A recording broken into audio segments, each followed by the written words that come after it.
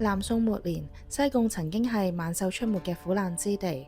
一個叫做車公嘅大元帥，唔單止武藝屋勤，守護一方平安，更加精通醫術，救治無數嘅百姓。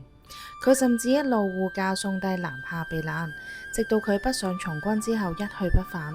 西貢村民為咗感念呢位大恩人，咁就喺明朝入邊建立咗蠔涌車公廟，世代供奉救命恩人同埋佢嘅子孫。清朝道光年間，沙田瘟疫肆虐，沙田嘅村民趕去蠔涌求援。西貢居民慷慨請出車公孫嘅神像出巡沙田之後，瘟疫迅速平息。自此一役之後，沙田村亦都另建車公廟供奉佢個孫，咁都解釋咗點解而家沙田車公廟香火鼎盛。而歷史悠久嘅蠔涌祖廟呢，就漸顯低調。蠔涌祖廟背後藏住一個經歷嘅意思。當年村民喺廟外邊安放一匹白石馬，俾車公去策騎，冇諗到之後村入邊怪事連連。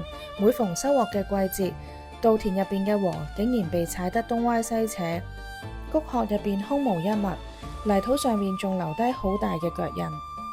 白石馬竟然成精，趁夜偷食百姓嘅糧食。村民驚恐萬分，就請堪輿大師勘察。大師指點之後，就話呢匹白石馬吸取咗日月精華，已經成精。為咗保住生計，村民合力拆毀咗石馬，將佢埋喺地底，並喺上面放一個好大嘅香爐，永久鎮壓。蠔涌村恢復五穀豐收。